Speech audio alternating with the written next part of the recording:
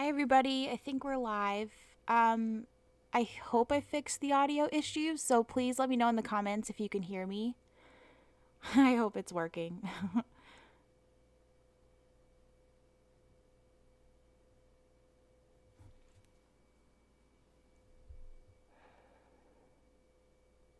Can anybody hear me? I hope you can.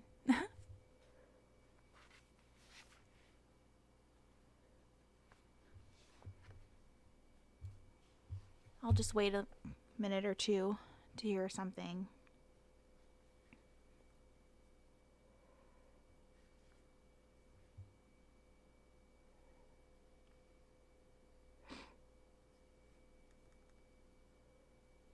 Oh, you can. Is it sound muffly again? Or does it sound like echoey like last time, or does it sound normal?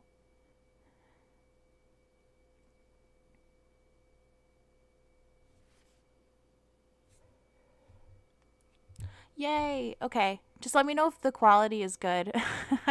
I like messed around with it and had a couple test streams and they sounded okay. So I hope you guys can hear me okay cuz I can't hear it on my end. So I trust your guys' judgment.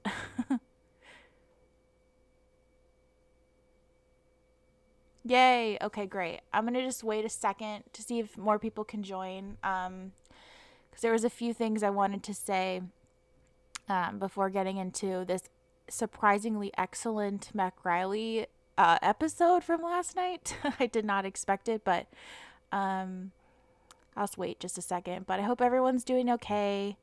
Had a good week. It was. I'm sure if some of you guys follow me on Twitter, kind of know it's been one hell of a week for me. Which I'll go into for a second. I don't want to get sappy or anything, but yeah, let me wait a minute and see. Is anybody else joining us? Let me know if you're here in the chat. And then please don't be alarmed if I burst into tears for a second. I know that sounds so stupid, but my emotions are just all over the place right now, which I'll get to. I'll get into that in a second, but it's just a lot. So, okay, it looks like there's some more people. Hi everybody. Thanks for coming. We have a lot to talk about, but before we get into the MacGyver stuff, there's a few things I wanted to talk about. First, I know some of you guys saw I was actually verbally attacked on Twitter by I was already a little on edge because I was seeing these some MacRiley shippers that were saying oh, just shut up about your complaining, just enjoy the episode. And I was I kind of just took that to heart a little bit, meaning I was well, I'm not trying to complain. I'm allowed to share my disappointment, but I'm not saying screw you writers, there's a difference. But so I was already just kind of ugh, that's a ill taste in my mouth. And then I checked my DMs, and I'm not going to name who the person was, but it was in fact a MacDessie shipper that I managed to not have blocked. I tried to block all of them just for my sanity. And trigger warning for anybody with, not so happy thoughts, the best way to say it. They told me that I should kill myself, which, I'm happy that I'm in a strong place in my life where I'm able to differentiate between someone online telling me to do that and actually doing it. So I'm okay. So thank you for everyone that came and stood up for me and voiced their concerns. That really means a lot. It just kind of made me realize, you know what, I just need to take a break, or at least take a huge step back from what was going on, because Twitter used to be I've only been actually active on Twitter for since the beginning of the pandemic. Actually, I've had a Twitter account for a while, since I created my YouTube channel, but I never used it, so I've just started to use it. And I was really enjoying it because at first it was MacGyver, where I was getting to know all my friends that would comment on my YouTube videos and getting to know them on a more personal level on Twitter, and get to talk about the episodes as they air. And I was doing it on Tumblr as well, and I was having a really good time. And then talking about the other shows that I really like, of course the One Chicago shows, and it was great. And then all of a sudden, the Dossies from the one Chicago, which, I'm not saying all of them, but there's some that are nasty, like nasty, mean people. And I was like, okay, well, I blocked a bunch of them. So I was starting to feel better. And then it was just kind of like a deja vu with, this MacDessie thing. And I think that's why it hit me so hard. And, having someone tell you to basically kill yourself because of a fictional ship, it's not right. So this is my last thing. It's like, don't do that. Like, you are allowed to criticize and offer your opinions on shows and ships and characters, but never disgrace somebody else for believing in what they believe in, and never ever bully like that. It's not worth it. It's just, I understand that person who did it probably doesn't have a good grasp on reality and their life. So I'm more concerned about if they're okay, because being so horrible to a stranger on the internet, I can't even imagine what's going on in their real life. So that's that situation. And the reason I'm over emotional today, so if I get quiet for a minute, that's why. But my grandpa passed away last night, actually in the middle of the MacGyver episode. That's why I just stopped watching halfway through, because we found out he was positive with COVID,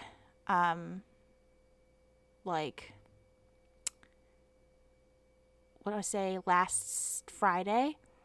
And he was fine at first, and then got severe pneumonia almost instantly, and then it punctured his lung, and so then anytime they gave him oxygen, it would go to other parts of his body, and he couldn't handle it. So in almost less than a week, he passed away due to this disease. And that's what I was kind of going over last night. And I have moments where I'm like, I'm okay, because just some background, if you guys, I'm sure you guys don't care, but it just helps me to talk about it. But he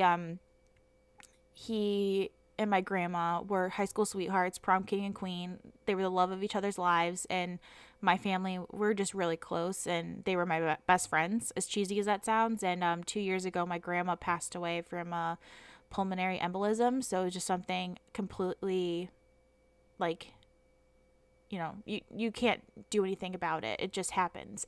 And so losing her, kind of like the day she died, he died. And so as hard as losing him has been, I don't want to be selfish, because you can just tell how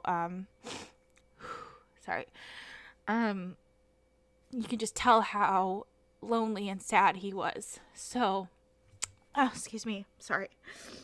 I'm just glad, like, he's not in pain anymore, and he's with her, because I am someone of faith, and I do believe he's with her in heaven. You don't have to believe in it. It gives me some comfort. So I, I'm selfish, and like, I want him to be here, but at the same time, I don't want to be, again, selfish. So anyway, see, I told you, just like thinking about it gets me going. But so it's just all happening very fast, and I just wanted to just say, I really appreciate your guys' words, your condolences and everything. It just kind of brought me some comfort knowing I have so many of you guys that care, and I just wanted to say thank you. And I didn't want to make this, emotional, and I still wanted to do this live stream because I need I'm sure, those who have dealt with grief in their life know, if you sit and just do nothing, you're going to think about it all the time. And that's not healthy. So I just need some things throughout my day to just kind of take my mind off of it, if that makes sense. So that's kind of why I wanted to keep this stream going. So I'm really glad you guys are here, and I really appreciate you guys, coming to, indulge me here. But I wanted to be very transparent, because I'm not trying to hide it. And this disease is real, and it's hard. And the one thing I want to say to you guys is, again, thank you so much for your warm wishes. But also just make sure you're telling your loved ones you love them as often as you can. I know that sounds cheesy, and just please be extra, extra careful if you do have to leave your homes. I know it's just a freak thing that happened, and, it's just part of life, unfortunately, in the times we're in. So I just, I don't want to be preachy. That's not what this is about, but I wanted to say thank you to everybody for such a warm, condolences and, best wishes to me. And that truly meant more than you guys know. Because I'm currently, God, I sound like a broken record. I sound so depressed. I'm okay, guys. I'm just grieving, but because I live alone in a studio apartment, and it's hard because my dad and my aunt were with, he was my grandpa, when he passed, he was in a hospital room where, I guess, like, when people have this disease, it's like a pressured room, so there's no way of the disease escaping. And my dad had, like, triple mask on and a protective. So did my aunt. So they talked to the doctor, and there's no way he could have been exposed to it. So that's good. But I still feel I'm just a little hesitant in going down to be with them until, the funeral or whatever we do. And, I'm home alone, which sometimes it's good because I'm like, I don't want people to see me ugly cry. But I think having you guys on Twitter has been really helpful. So that's kind of what I'm getting at is, I'm glad you guys are here, and it means a lot. And one more thing about this sad situation, I think kind of brings me a little peace, which you guys might be happy to know. I know, again, like, I'm not preaching religion. I am religious, not to like a crazy extent, but I do. I am. My family is. And something so crazy happened when he passed. So he was, pretty much unconscious, just kind of waiting because he didn't want to be on respirator, which I understand. And they had the phone, next to his side on speaker. And my dad and my aunt were talking to him, saying, like, we love you, family loves you, but, if you don't have to stay here anymore, like, you don't have to keep fighting. It's okay. And not even 2 seconds later, he passed.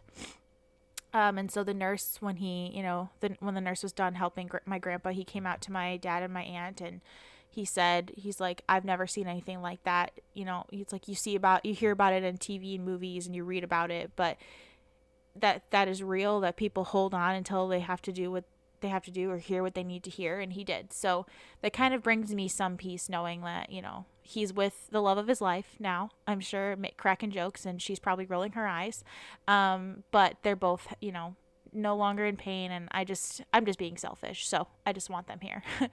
But I'm just sorry. I'm just looking at the chat now and seeing all of your guys's, condolences. Thank you so much. And I'm sorry, I didn't mean to go off on like a tangent about being sad, but it's just, it's a lot, and it's still raw. I just found out about it, like I mentioned, like 2/3 through, like the part in MacGyver where they were in the mall, like when they got to the mall is when it happened. And so it's like, I knew it was coming deep down, but it's never easy. It's never a easy pill to swallow. So anyway, past the depressing stuff, let's get on to the episode. So I'm not going to lie, going into this episode, because they basically, first of all, whoever on the marketing team releasing 7 clips or 6 clips in total for this new episode,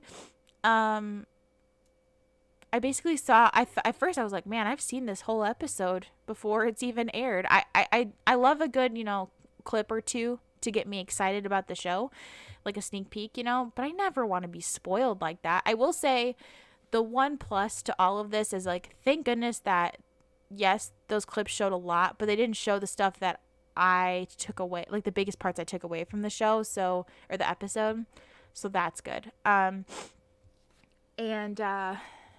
So I was actually shocked at how much I did actually like this episode, because I put Jack's episode on, I think that was one of the best episodes of MacGyver ever, and so I was like, oh man, it's only downhill from here, as like negative as that sounds. But I'm just glad that this episode, that not from last season, like the newness episodes have been doing a lot better than I thought, except at the beginning of the season. So I actually really enjoyed it. I'm glad we finally got more of the trio, that I've missed Bozer, and I'm glad that Bozer had that talk with Mac, basically like, yeah, dude, you've been a crappy friend, which Mac has been. So it was just a lot. And then of course the MacRiley stuff. I can't believe that. I kind of like had to rewatch it. I rewatched the episode this morning because I was like, wait a minute.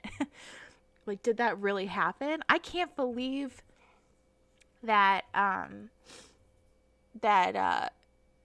Mac actually said something like, oh, we had a moment, but it's fine. It was probably just quarantine. And I'm like, oh, I've been seeing Lucas Till tweet like, Mac really is dumb. I'm like, he is so book smart, but when it comes to everyday situations, he's stupid.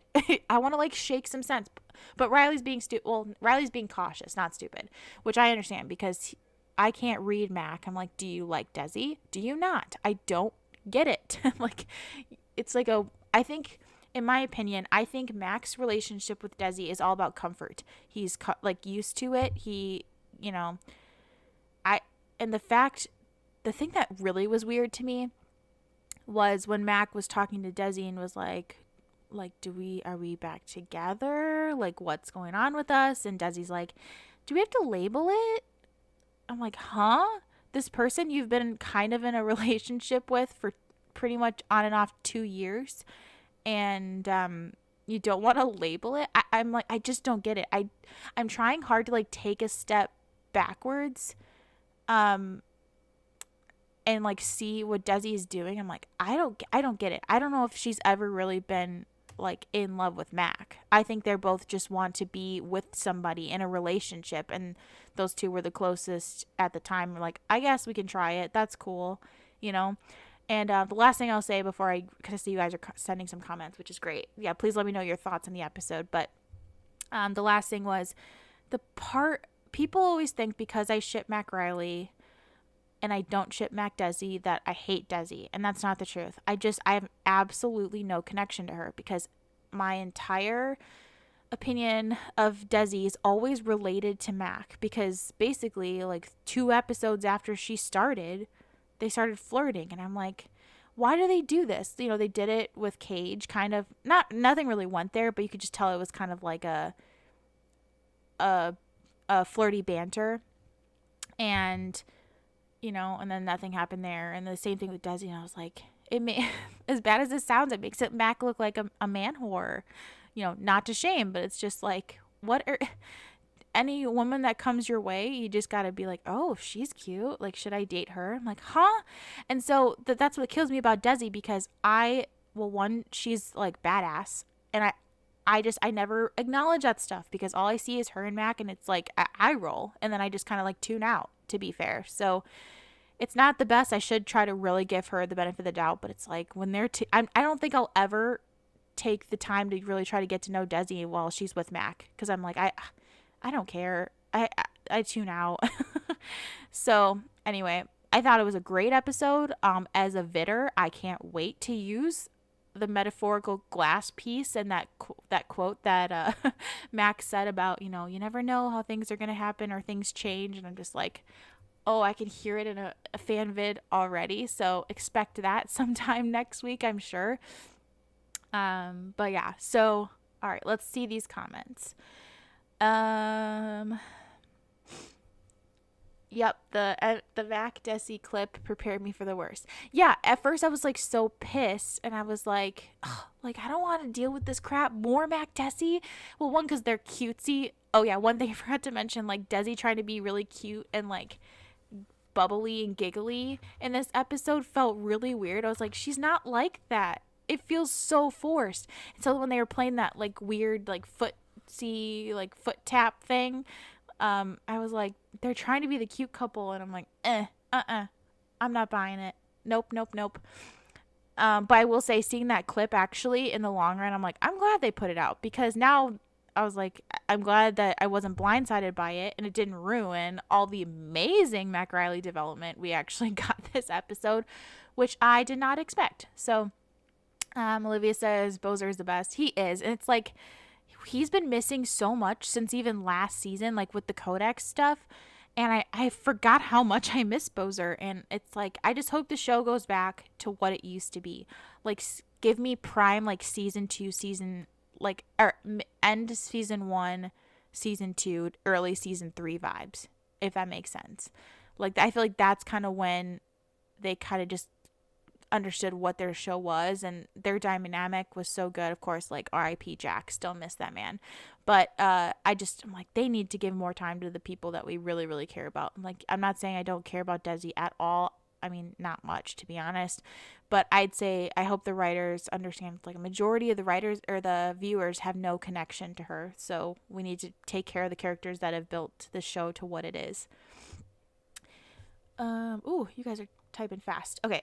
This week was definitely a favorite for me. I knew I'd love the quarantine episode. It didn't disappoint, especially with the ending scene with Mac and Bozer. Oh God, Bozer's reactions when he's like, a moment, like, what did that mean? And Mac's like, it was probably nothing, just quarantine, which they're both, of course, Mac and Riley are using as an excuse, and Bozer's kind of like rolling his eyes, and I was like, he is us. He is exactly how we all feel. So I'm glad that Bozer's like the number one what am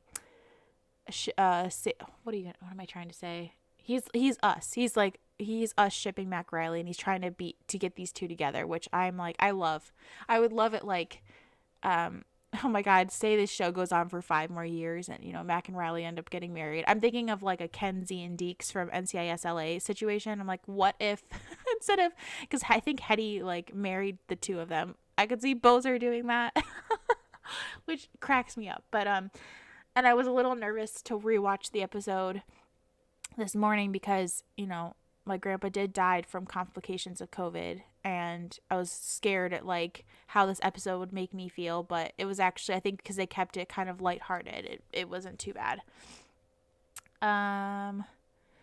Everyone was like, they're baiting us again, but it was the reverse bait with that last scene. Right. I was like, I was still kind of like betrayed almost, from what happened was 503 with the picnic situation. I was like, I still don't have a lot of trust. I'm like, they're slowly like my trust is slowly growing as we move on, but I'm like, I don't want to, build my trust back up just to be disappointed again. So I'm walking on eggshells, right? It's like I'm trying really hard to be positive, but at the same time, I'm keeping a guard up to protect myself.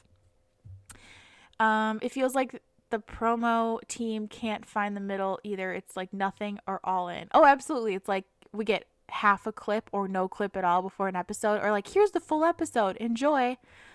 No, thank you. Excuse me. Mama Bear Bozer during the episode was also the best. This was a great episode for Bozer. It made me really realize, like, one, how amazing like Justin Hires is as an actor, and how much I've forgot how much I really love Bozer. So I'm glad. I think he has another episode that's supposed to be centric around him with like his parents and his family, and I'm like, great, I really want to get to know them. I'm surprised it's taken this long to do that. So yeah, 10 out of 10 episode for Bozer. I thought it was great. That's the word, book smart. Mac is like, he is book smart, but when it comes to real life situations, he's a dum-dum, and I'm hoping he can kind of like get a better grasp on that. It's like he can't process his emotions, and Riley is too important to him, so he's just retreating to whatever is familiar and comfortable. Exactly. That's what I'm saying. I think both Mac and Riley are like scared of what that could be, because I think they both know deep down like their relationship would be built off of solid foundation, being friends for 4+ years. And I think if they ever went down that road, they know it would be like, this is it. And that's scary. That's scary to anybody, like that's a huge commitment, and they don't want to take that risk and screw up something like their friendship, right? And I think that goes to show too that like Mac and Desi never really had a foundation, so they don't care. It's on and off, on and off, on and off, and there's no like structural foundation to build a relationship off of, which I think is important. If you're looking for a lifelong person to spend the rest of your life with, being with a pretty much stranger is not going to work. And I think it's actually very telling that Mac didn't meet Desi's parents until now. I know they're in kind of like a weird line of work, but I think if you're really serious about somebody, you'd want to get to know the family, right? And it's just crazy that Mac and Desi haven't even done it until now. And I feel like now it's more of an obligation than like a, hey, we're really seeing each other. We should, I'd love to get to know your family. It's like, hey, we've been seeing each other for a little bit. We probably should make an effort to, get to know each other's family, right? It's just weird. Let's let's see. And the fact that Desi said she is not dating guys she works with. I don't get it. I'm really excited because it kind of solidified to me yesterday that MacReilly is happening. It's going to take a bit, but I think that like they're gonna happen. I'm just curious to see like how is Desi gonna react to it? As weird as that sounds, I really want to know. And two, like how are they gonna? She better not. I could see her doing this. I could see Desi being passive aggressive because that girl has like a glare for Riley if she's ever in the way. Because I think deep down Desi knows Riley has a relationship with Mac that Desi will never be able to replicate. Like she will never understand Mac on the level that Riley does. And it goes back to like that thing where Mac was building those doomsday kits for, Mac or for Riley and Desi. And I'm Mac included Riley's favorite candy bars. And I can guarantee like Desi, it's like, and here's generic. Cause like, I'm sure he doesn't know much about her cause we don't know anything about her. When it comes to Mac trying to explain that moment away last night, he's scared of messing up his friendship with Riley because she's the one of the most important relationships he has and doesn't want to ruin it. Exactly. I think that's where we are. I think Bozer's going to realize that and be like, you guys also realize you work in an area or a field that you could die any day. I mean, anybody could, but I'm like, you put yourself in high risk situations. Why would you be so scared? Like, I guess that's how I would feel. I'm like, live life to the fullest, let's see. Yeah, the footsie scene was oddly cute for them. Like, yeah, in a way that it felt forced and just weird. I was like, I mean, okay, sure. It just doesn't like Desi in that episode didn't feel like Desi. I was like, who is this person? I don't know this person. So I don't know. We got more development for Russ than Desi so far. So Russ is more likable at this point because we know more about him. That's what I'm saying. Like I had a minute where I hated. I really liked Russ in the beginning. So I was like, oh, he's like charismatic. He's kind of funny. Then hated him in the Kodak situation. But last episode, I really liked Sophia and him and seeing like the childlike Russ. I think they have great chemistry. I think the writer said she'll be back, so I'm hoping. I'm really liking Russ, but that's what I'm saying.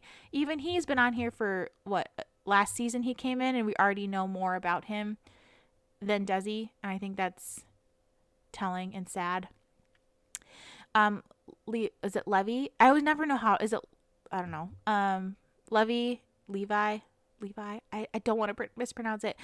Is fantastic. Can they make her bisexual and give her a lady? She was great in The Haunting of Hill House as Theodora's love interest. That's what I'm saying. I would love. I feel like. I think someone posted where CBS has the lowest representation of like, a range of sexuality, and diversity within their casts, and I was like, why not make Desi bi? Because they kind of hinted at it in the show. It would be great to see someone, like that represented in a environment like this, because let's be real, that's very much what's happening, in these kind of lines of field. It's everywhere. And I just feel like it's sad that those people don't, have that representation. And I feel like, I'm like, why not? Like, I think it would add so much more care, to get to, we don't know anything about Desi, and it kills me. And I think that would be great for her. I agree. Seeing the Mac and Bozer scene, was the best last night. I've missed seeing their friendship. The look on Bozer's face at the end was priceless. Oh yeah, Bozer and Mac, we haven't seen anything all season, so I'm glad Bozer was like, hey dude, you've been a really crappy friend. And I'm like, yeah, that's what I've been telling Mac. Mac has been this weird like state. I know he's lost a lot of people, so it's understandable, but I'm like, you're pushing away the people that care about you most, and you're trying to connect to someone with your toxic relationship just because it's comfortable. I'm like, dude, wake up. The trio is the heart of the show. You could definitely see it on that episode. Oh yeah, it had a whole different feel. Like this episode and the Jack episode feel so different, and I'm like, I want those kind of episodes, please. Thank you. I need more of the matchmaking Bozer when it comes to Mac and Riley getting together. I think he's going to. He's going to slowly just keep pushing them together until something just happens. Hi, bestie. God, yes, this episode served, it felt like earlier seasons. That's what I'm saying. Hi, bestie. Yeah, this episode was exactly what we needed for sure. I just watched that NCIS LA episode last week. They did get married by Hetty. That's what I'm saying. How funny would that be if it was like Mac and Riley got married by Bozer? I would love that. Be like my two favorite people in the world. The picnic scene makes it a bit more sense now, though. That little smirk Mac had when Riley was looking away. Right now, I'm like, I kind of want to. I don't know if I want to rewatch that episode just yet, but I kind of want to rewatch those scenes. But that brings up the question: is Mac just now like? Do you think he felt anything in that picnic scene, or was that kitchen scene last episode the first time he really had to take a step back and like look at Riley and be like, wait a minute, what's going on? Like, I guess I want to know from Mac's perspective, when did things start shifting for him? Bozer scolding Mac and Riley was the best. It was great. It feels like it's prime trio, and I'm glad that we're finally getting it back. So, I trust no one. I still don't get what the whole thing with Desi bringing him back and being his compass was about. Like, if you're doing Mac Riley, why would you horribly dismiss everything Riley did? Great question. I still don't get the compass. Like, that felt really weird. And like the biggest issue I have with the show from last season into right now is none of the stories making sense from last year into what we're talking about, which you think, oh, it's because, they had to rework things. I'm like, well, no, because the episodes that were airing were already filmed and were supposed to be last season. When Mac was like, Jesse's like, why didn't you trust me? I'm like, well, one, you didn't trust him, so he had to do what he had to do. I'm not saying Max shouldn't be forgiven because he did, do something that was really crappy to Desi, but he had to do what he had to do because his girlfriend didn't trust him and was yelling at him and really nasty to him.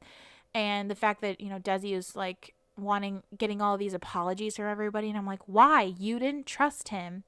And it just, I sit back and I'm like, I don't get it. And so then by the end of it, when they're like, here's the compass, you're my compass, bringing me home, I'm like, huh? What? And to me, I'm like, the only thing I could think of that it would make sense, like for, Mac Riley having in the future is like, did he mean like his only constant or like a symbol of a relationship or something? Because I'm like, it can't be just Desi. Those two don't know anything about each other. I don't understand.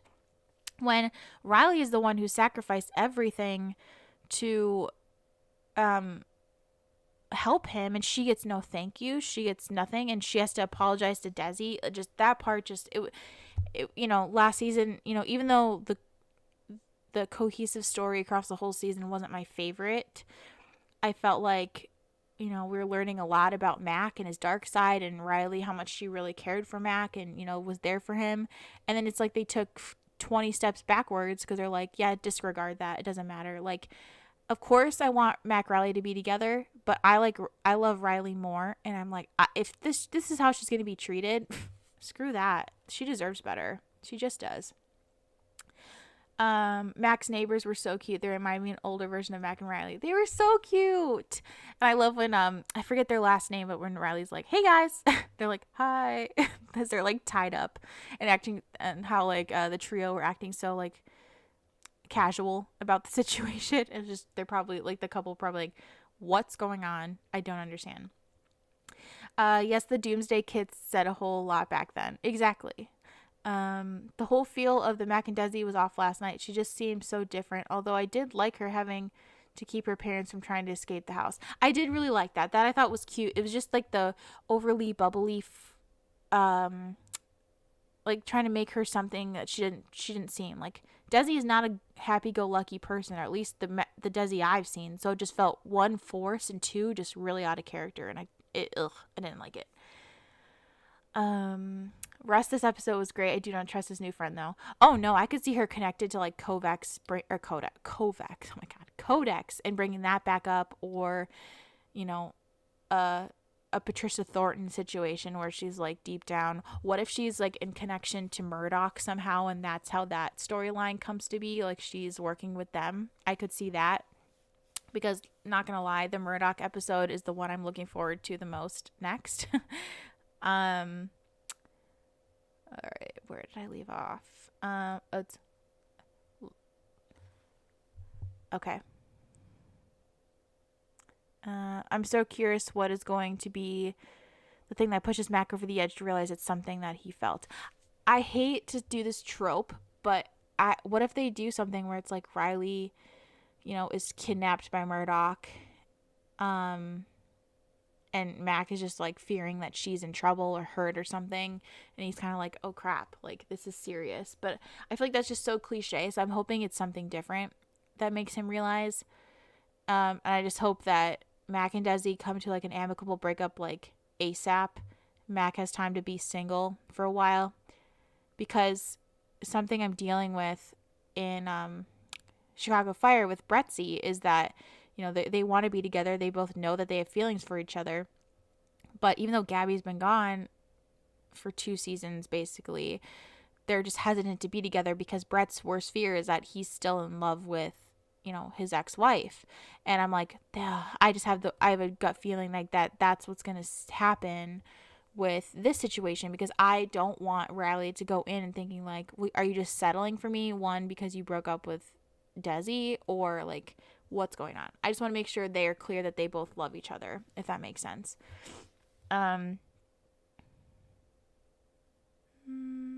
Oh, could it be connected to Murdoch? That's what I'm saying. I'm wondering if Sophia is connected to Murdoch at all. I could see it happening. If Bozer married Mac and Riley, that would win everything. Oh, for sure. Good point about the neighbors. Kimberly. I didn't even think about that. It was the Kringles from the neighbors. Thank you. I remember, since it sounded like Kringles, it made me think of Santa and Mrs. Claus at first. If she's connected to Codex or Murdoch, oh my goodness, that would be crazy, but so good. It's like, I would love that, but at the same time, like, do I really trust the writers to do that?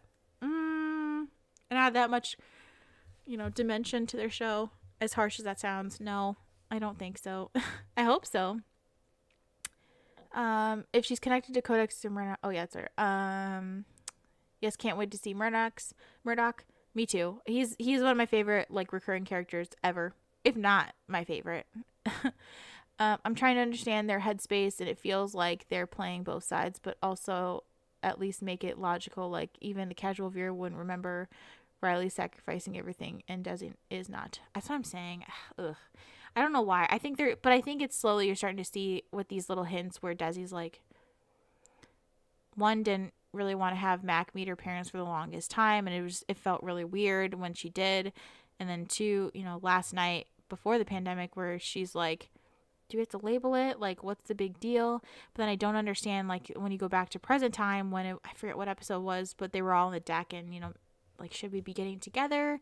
And she was kind of hesitant then, but, like, they were acting all flirty, and I'm like, I don't get this relationship. I don't understand. Brettsy, I love the angst, though. Matt is being so dumb, but also the mutual pining is my bread and butter. Oh, for sure. Like, we're in for a lot of angst this season for Brettsy, and it's gonna kill me.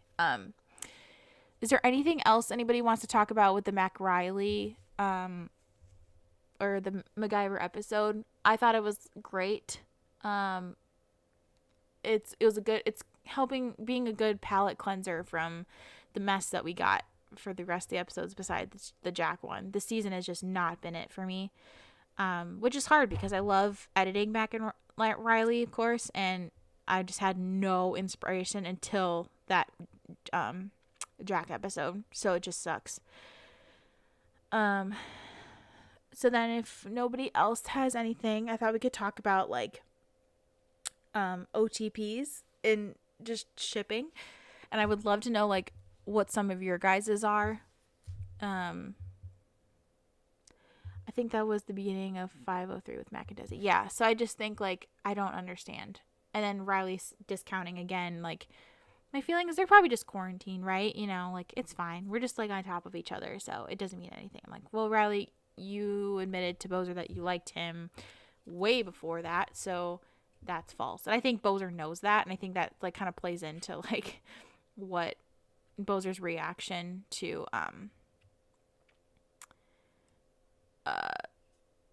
like, Riley's feelings and what Max said. It's like, it's telling. The Harry Potter hack was cool. What was that? Sorry, it might have been while I was I might have missed that because that doesn't ring a bell. Might be when I was gone. Or I just can't remember.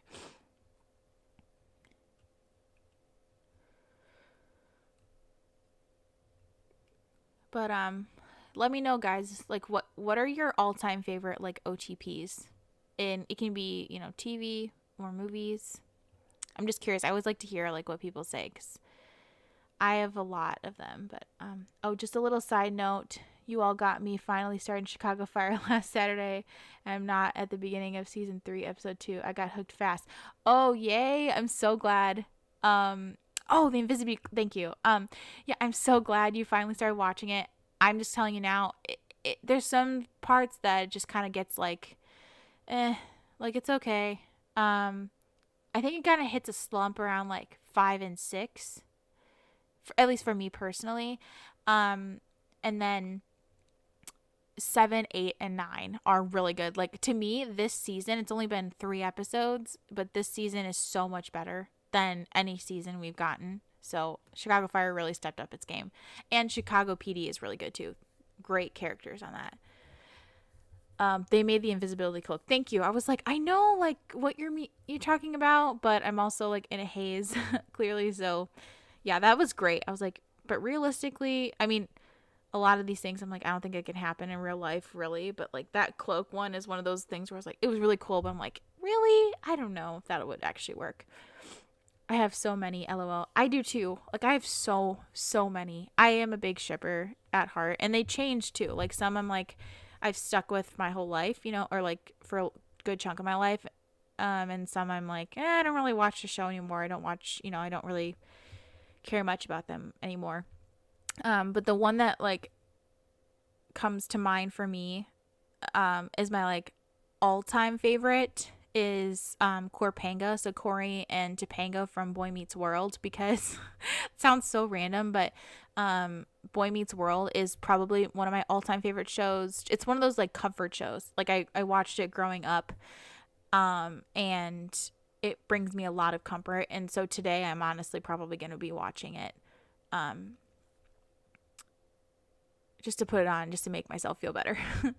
I have so many, but Jane the Virgin, Jane and Michael, pre-amnesia Michael. Sorry, I know you're good.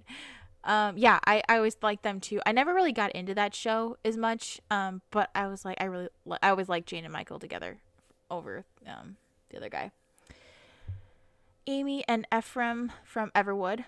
Oh, I did put, so I found out that Everwood is on HBO Max, so I put it on my list to watch, so that's a hope to be. Jess and Rory from Gilmore Girls. I know I'm probably one in the minority, but I like Rory and Logan. I'm like the one person. Styles and Lydia from Teen Wolf. Yep. Scott and Allison from Teen Wolf. See, I did like them at first, but I really liked Scott and Kira. Like Kira deserved better. Pacey and Joey from Dawson's Creek. They are like high up there for me from OTP. I love Dawson's Creek, and I love how it's called Dawson's Creek, but like pretty much everyone that watches doesn't like Dawson, or at least to an extent. Where I'm like, I just always when I think of Dawson, I think of that meme of him crying on the dock. It's like, oh geez. Stydia from Teen Wolf. Yep. And see, that's one. It's like, man, was that a slow burn? But it was one of those like it paid off really well. So I'm like, I can handle slow burn, my friends.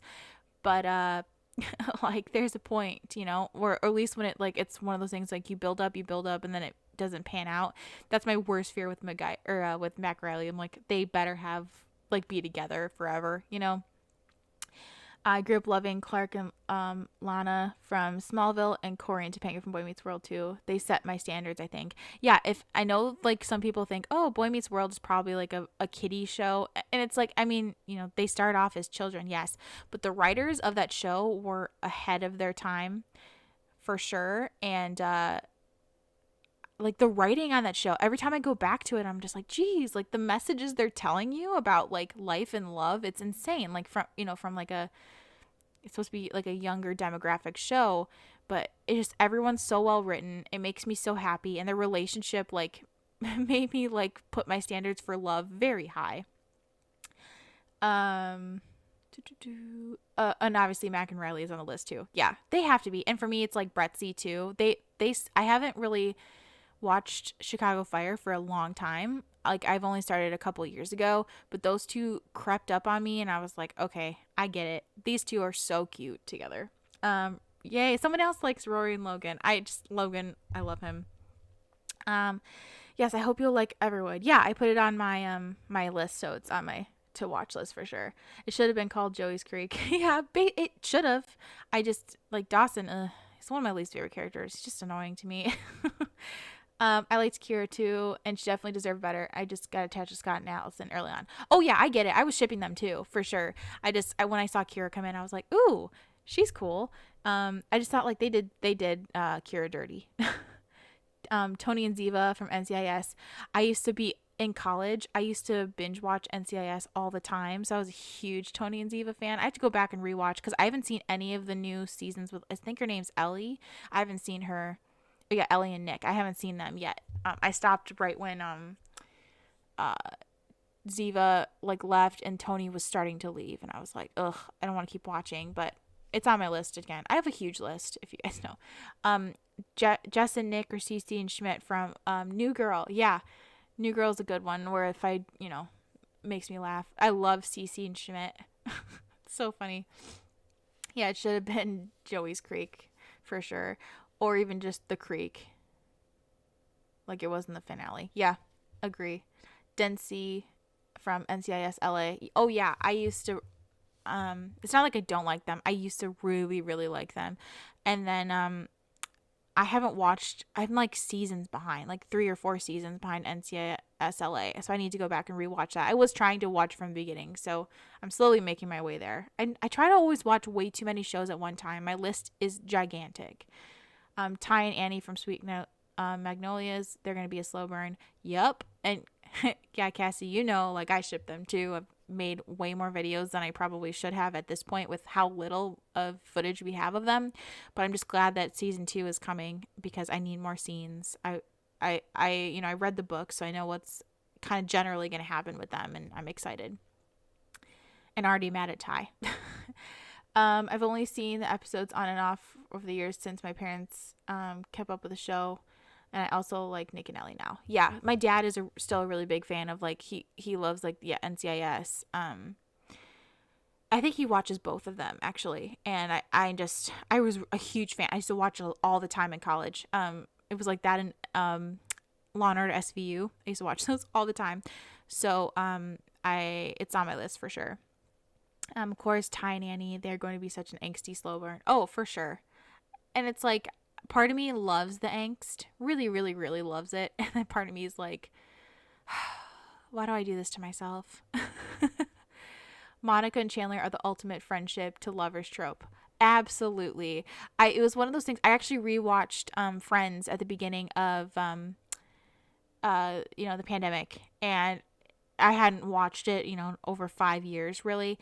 And it made me, I was like, man, I forgot how much I really love those two. And how I would, at the beginning, like when you start from the beginning, knowing that they're going to get together and you're like, man, I would have never, watching this the first time through, I'm like, I would have never guessed that they would be together. And now you're like, I can't see anything besides it.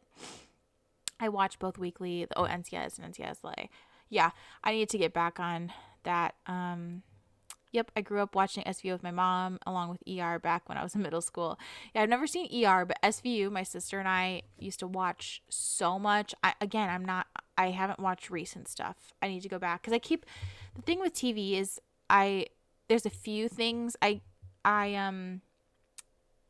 there's like a few shows that I keep watching actively, like every week. Like when The Walking Dead used to be that and it fell off, but like Game of Thrones, I was always on top of it.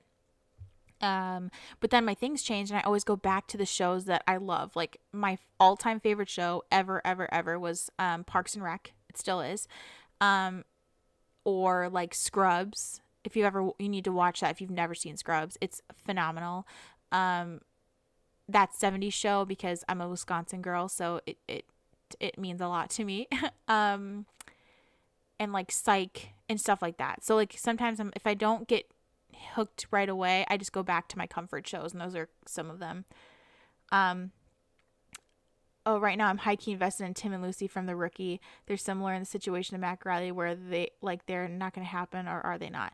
Me too. I actually actually downloaded the episodes for The Rookie, and I'm building, for those who didn't see my edit with me, I build like scene packs. So it takes a little while, but it makes the editing process quicker. So basically what I mean is I have all the episodes. I add an episode at a time to a Sony Vegas project, and I like cut down all the scenes so I'm building a Tim and Lucy scene pack, and it's taking me forever, and I'm only like at the end of season 1, so I still have 2 and then the couple episodes of 3, but I plan on editing them in the near future, because I can just sense, I'm like, they're gonna be so good together. But the writer's always like, I don't know if we're gonna ever put them together. I'm like, don't you dare sacrifice such amazing chemistry. I get that he's, his Tim is Lucy's TO. But I'm like, he won't be forever. So I'm hoping that, down the line, they'll be together. Michael and Sarah from Prison Break. See, I can't watch Prison Break. This can be so dumb. I can usually distance, an actor from a character, but Sarah was someone in The Walking Dead. I'm blanking on her name. It was Rick's wife, and she used to drive me nuts. And so that was my first association with that character, and it's like, oh, I can't like her. It's nothing against the actress. I'm like, I just can't unsee her as Rick's wife, annoying wife. Yes, Monica and Chandler are goals. I've been doing my first watch through, and I'm on season 9. They're great. Yeah, I really like them. They make me laugh. My favorite episodes are like when people are starting to find out that they're together, and Phoebe's like, oh, my eyes. It's so great. Lori, thank you. I love The Rookie too, and I'd love for Chen for it to happen someday. I do too, and I mean, let's be real, everyone that watches pretty much ships them, so it's just a matter of time. I'm hoping that the viewership stays okay so we can get it, because I hate when the writers of a show start doing something and then the show gets canceled and you can't follow it. Psych, Parks and Rec, and That 70 Show are really good. Some of my favorite comedies. Me too. They're like those comfort shows, for sure. Glad I'm not the only one who does scene packs. It's such a time saver when you edit them. Exactly. Like, it takes me forever to actually do it, to build it. Like, because those who don't know, my computer, so Windows, I'm still so angry about it. Windows, did an automatic update on my computer and corrupted all of my files, and I hadn't had a chance to update them or add them to my hard drive my external hard drive is like a backup. So I lost everything, so I had to re-download everything, rebuild scene packs, and it took me like over a month, and it's just and I was just so drained at that point, so I had to take another break from editing because making those scene packs are no joke. But when I'm editing, it helps me do videos like way faster.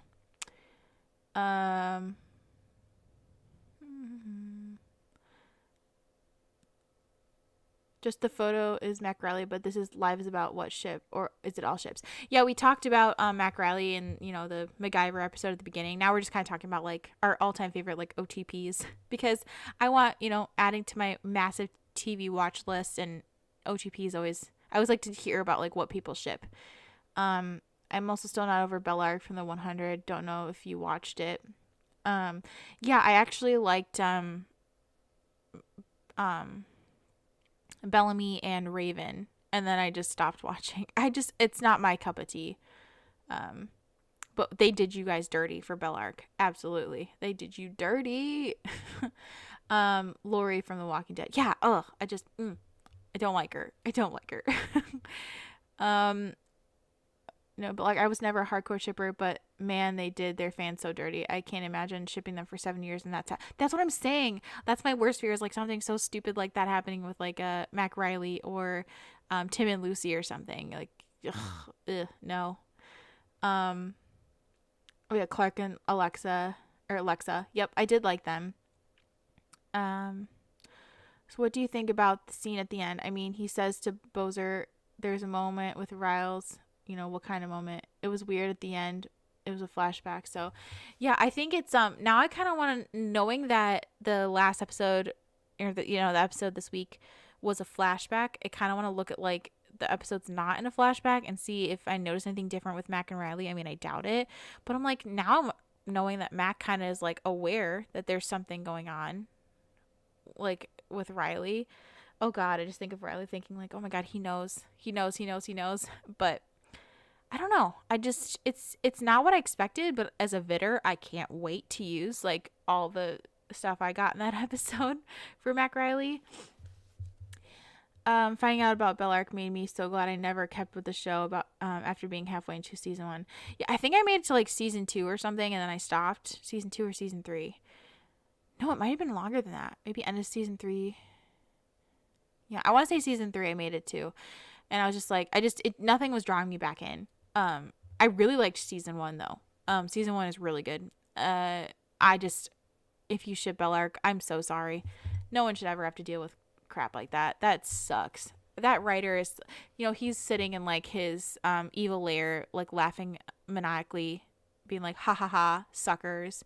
I'm like, that's not how you do a show. Yes, you want to build a story, tell a story, but you want to give back to your loyal viewers. And then he just kind of did a big FU, which is not okay. Ugh. Oh man. Anybody else got any OTPs?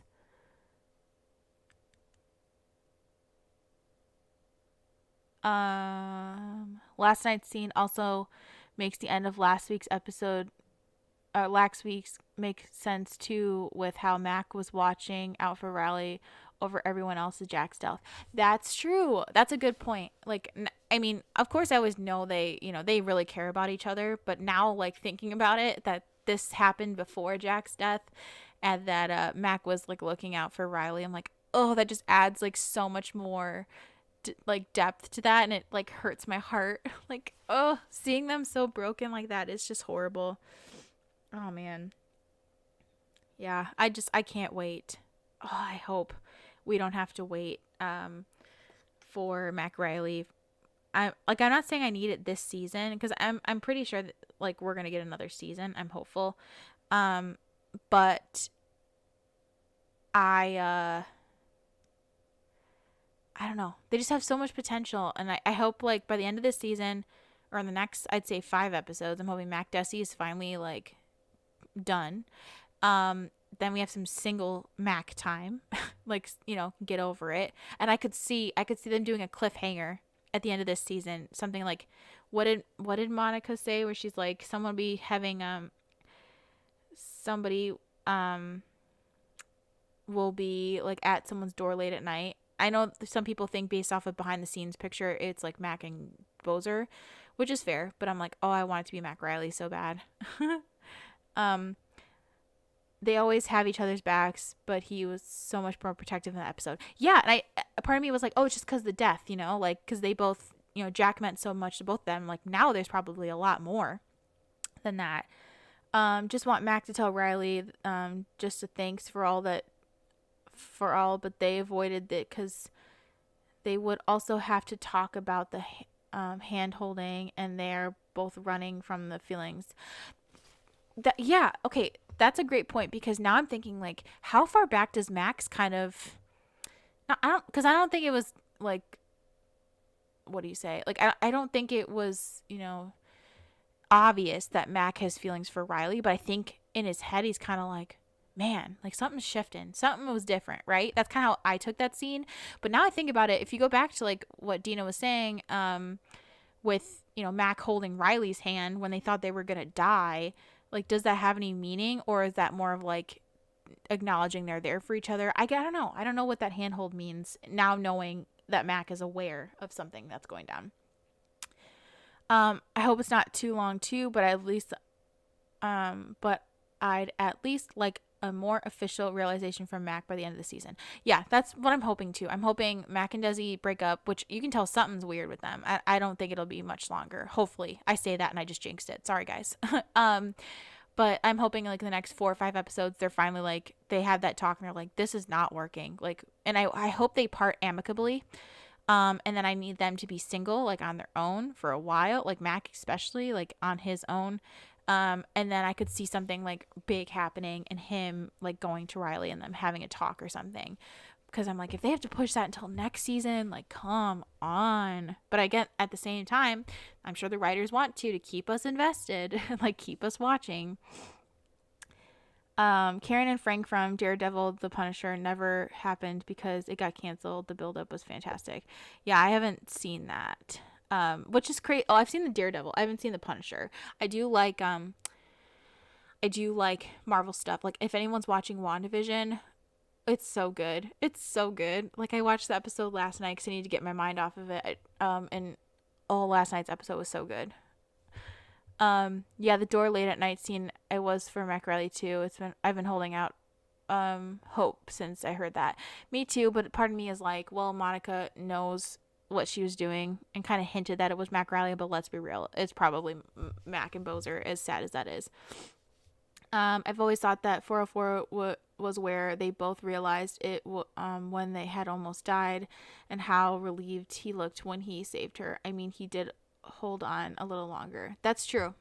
I think that was the first time clearly that Riley felt something, like didn't know what it was at first, but noticed something was shifting. Like that was her realization moment. And you think like this, I think because Mac is a dum-dum, like we've talked about, I think this kitchen scene with Riley was Mac's version of that scene where he's like, oh man, something's shifting.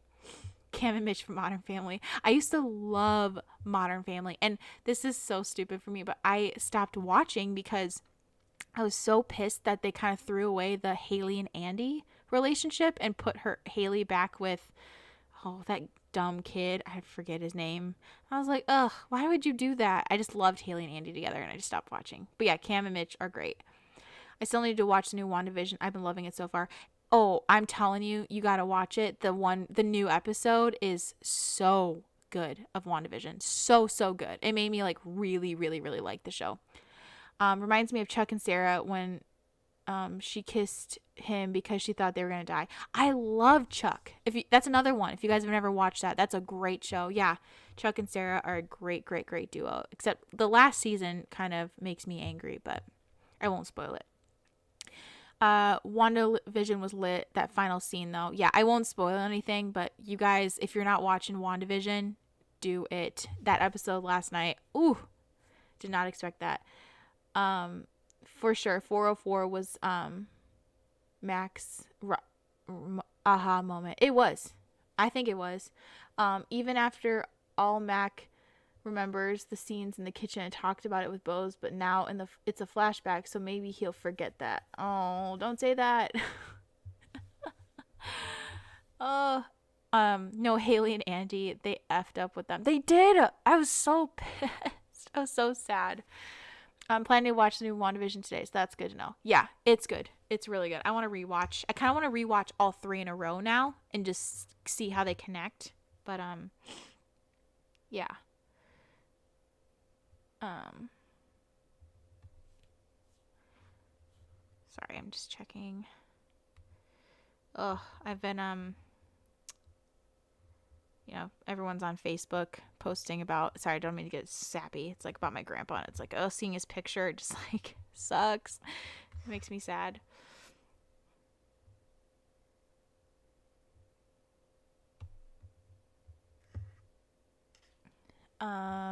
Any other shows? Any other ships we haven't talked about?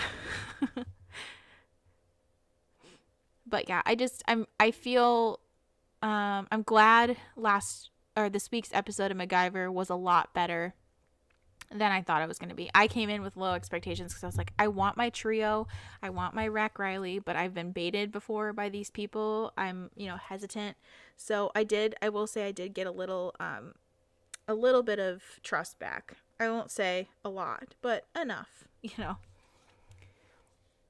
Lily and Marshall, they were together forever and went through trials and struggles, but we got to see them, or to see some really good growth. Lily and Marshall, is that from How I Met Your Mother?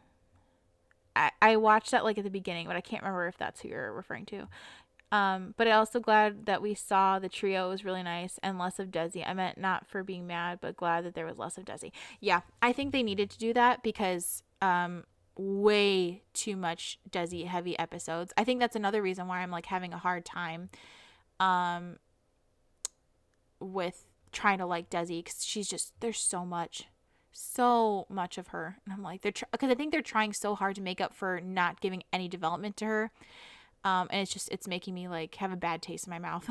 It's like I'm never going to take Desi seriously on her own as an individual character while she's associated with Mac. The differences between, Mac Desi and Mac Riley is Mac Riley, I know who Riley is as a person. I know who Mac is as a person.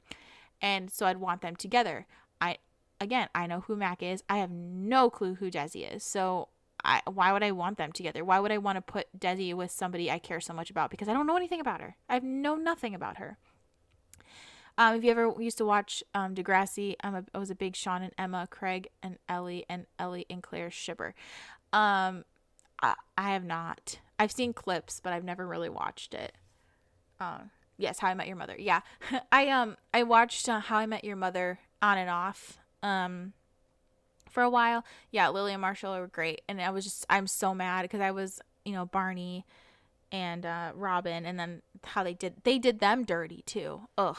Not okay with that series finale. With Bretzi, I'm so psyched and nervous. Like, we have a renewal until season 11, so we might get their wedding, having them have kids, which Casey's been wanting forever. But I'm also like, what if it goes wrong?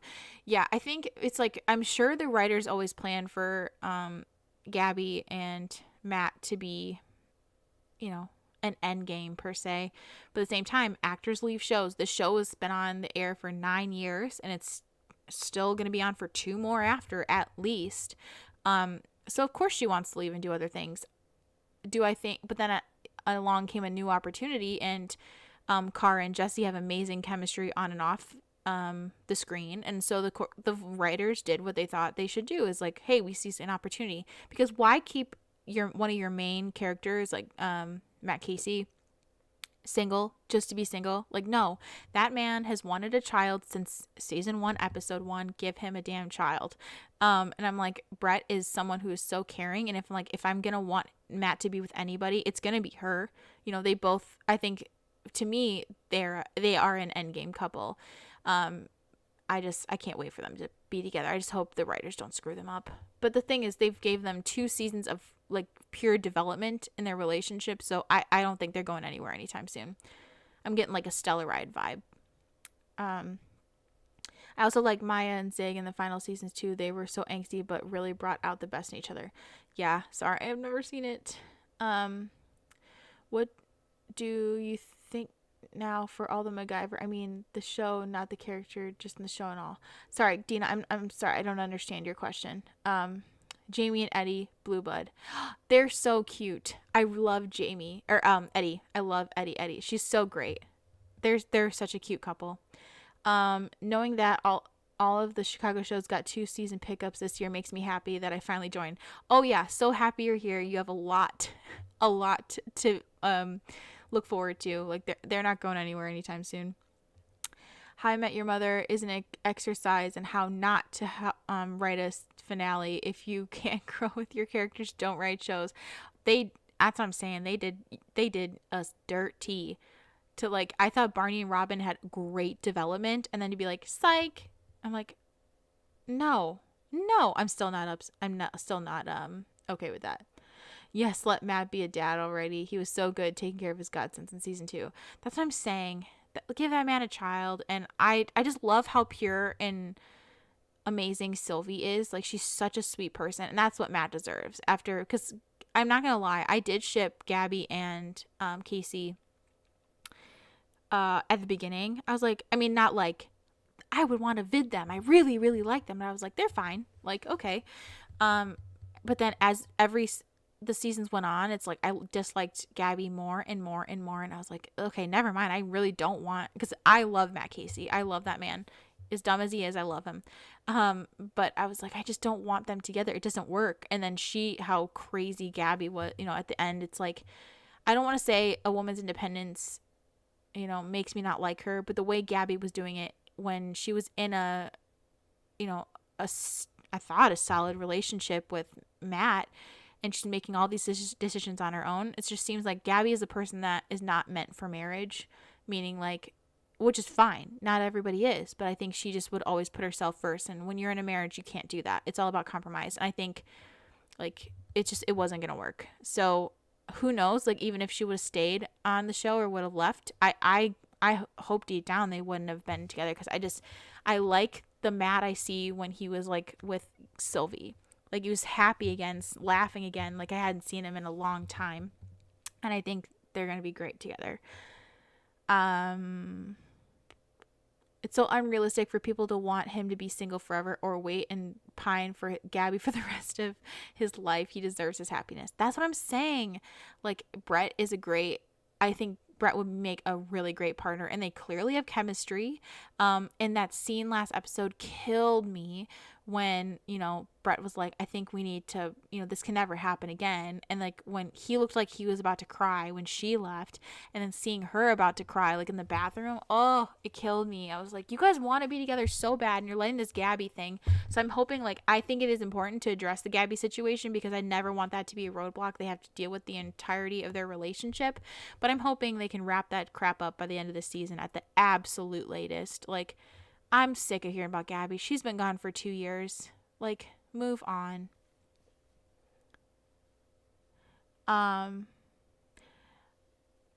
Let's see. I've only seen Sylvie in one episode, and she's already becoming a favorite character of mine.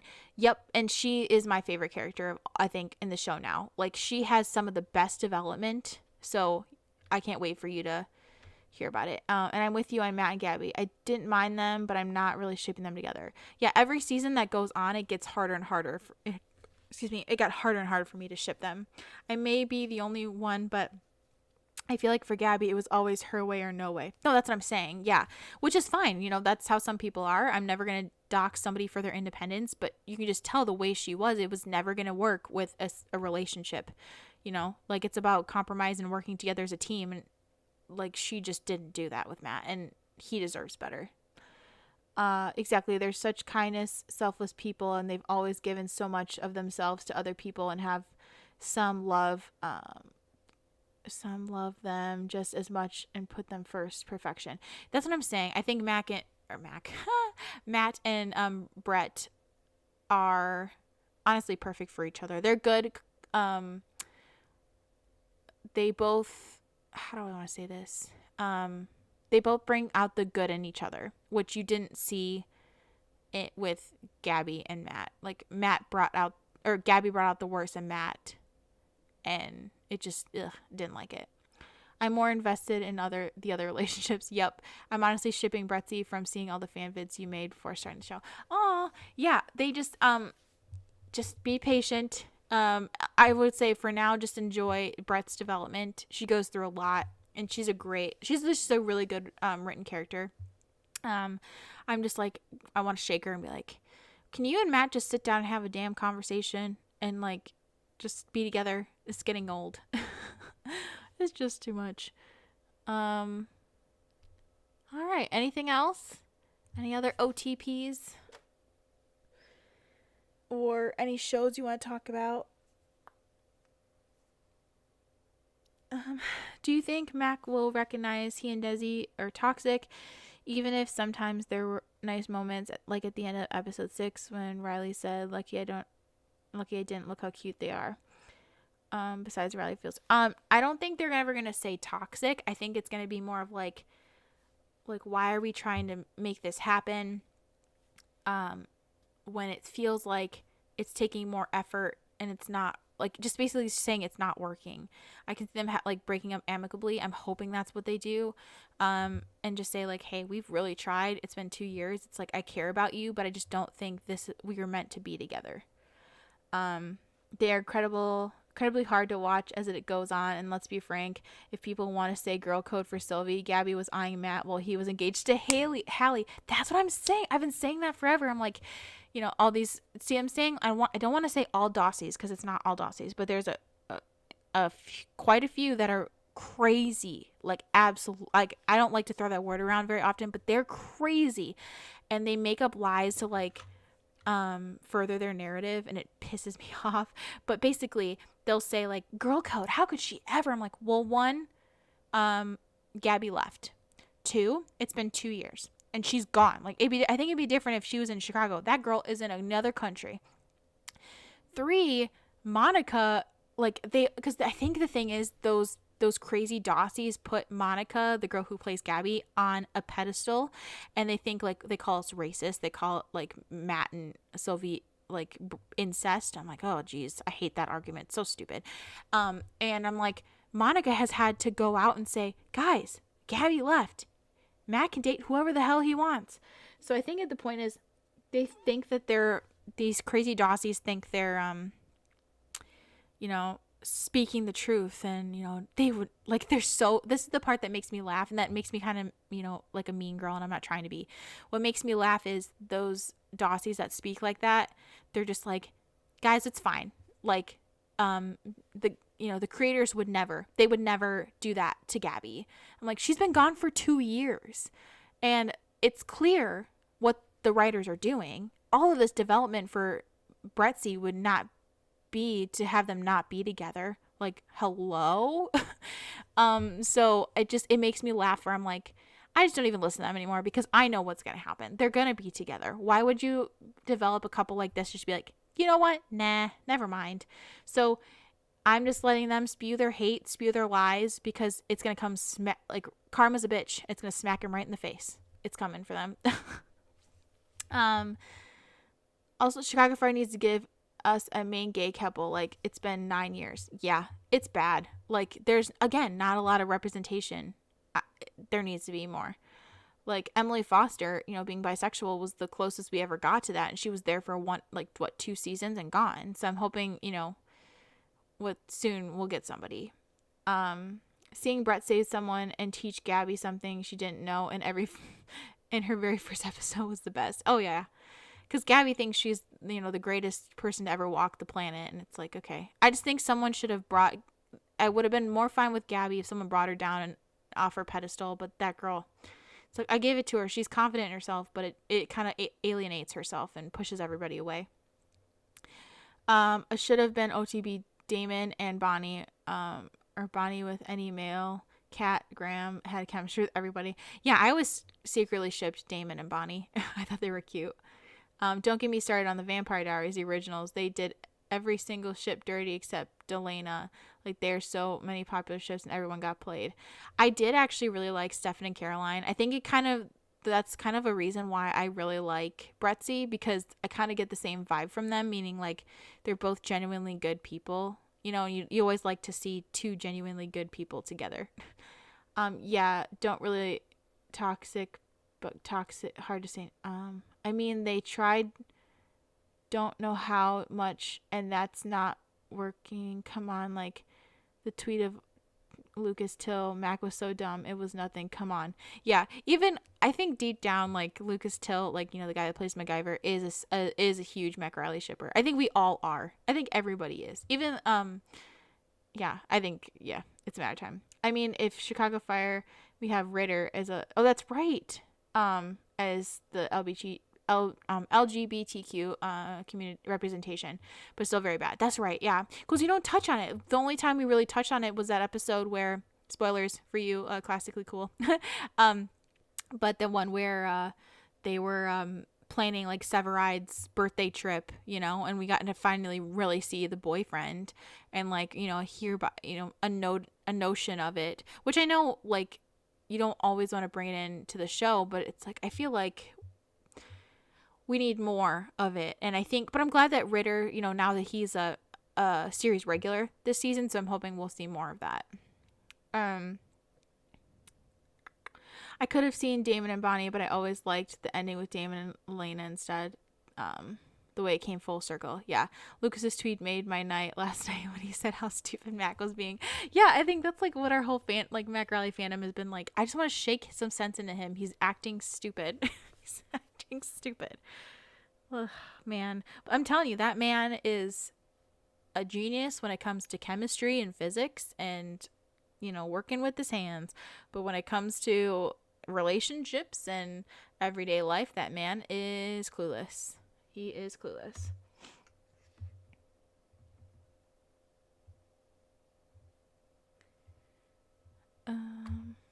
That's all right. I've already seen some spoilers on and off. It's such a long running show. It's hard to avoid them. That's fair. Yeah. Yeah. So it's not even, it's not like a major plot point or anything. It's just funny that like that was the one time we've seen his boyfriend, and then that was it. And then there's never really a lot of mention of it again. Yeah. I'm glad that Lucas Till tweeted this episode and that it was very pro MacRiley. It's just like I think everybody at this point is like, it's been 5 years, like let's get them together, come on.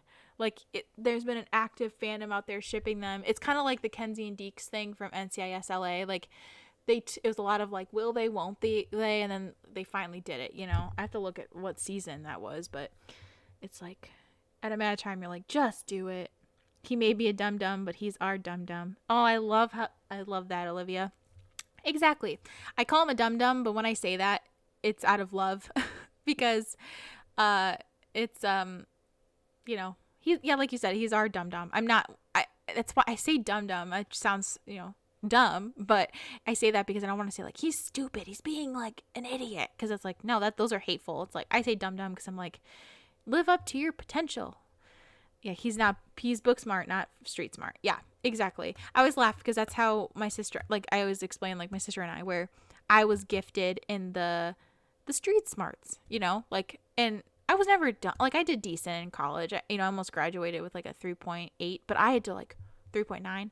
I had to work my butt to get that. And my sister is the one where she can sleep through a class and ace a test, but like she's just taking a little bit longer to understand how like the real world works. She's still young, so she's got time, but it's just one of those things, like it makes me laugh. I mean, for a show that's half the time about romantic relationships, not giving your one only queer character a main romance is very questionable, even with Shay. Yeah. Hi guys, how are you? And I just saw the episode. I'm furious with the last scene. Wait, furious? I'm like ecstatic. Are you talking about MacGyver? It's not an OTP, but a bro TP. But when Sylvie lived with Otis and Cruz, the room dogs. I love when the boys helped her when she broke up with Kyle. I love the room dogs.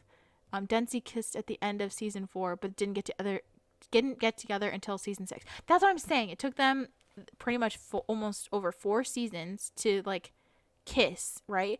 And then to not actually do something about it fully until 6-11.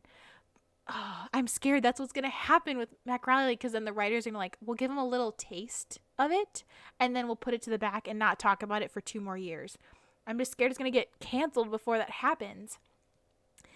For Blondie, he was intelligent, but as soon as it concerns his life, sorry to say it, incredibly, he doesn't see the beautiful, intelligent, strong queen in front of his eyes. Yeah. That's what I'm saying. Mac, he'll get there eventually. He's just moving at a snail's pace. Okay, now I'm looking forward to the roommate situation. Otis and Cruz are 2 favorite characters. Oh yeah, they're great. MacGyver, sorry, with what Mac said. I mean, come on, wake up, Mac. Oh yeah, he's it's one of those things like I just want to shake him. But at least, yes, we're moving slower. But I'm just glad there's some acknowledgement as to what, like there's something like he felt it too, and it's not just Riley, having a glance at Mac, and having a moment, and it's 2-sided. Yes, one of the things I adore about Chicago Fire is all the friendships and how they're really a family, and it's not just like the other shows who say it but never show it. That's what I mean. Like those core characters, like I love Severide because again, he is one of the best developments across the show, in my opinion. And just seeing him like in this season versus season 1, it's night and day. It's incredible. And just seeing like what they've all been through together, and just it's such a good dynamic. It's like, I think it's why I like MacGyver so much, because season 1 through 3 of MacGyver so much, because that dynamic and that the chemistry between the characters is something that you can't just teach, it just happens. And that's how I kind of feel about like the Chicago Fire relationships. Frankie, just for Frankie, maybe it's her who wakes up Mac. I would love that, because when is that the next episode? Is Frankie in the next one?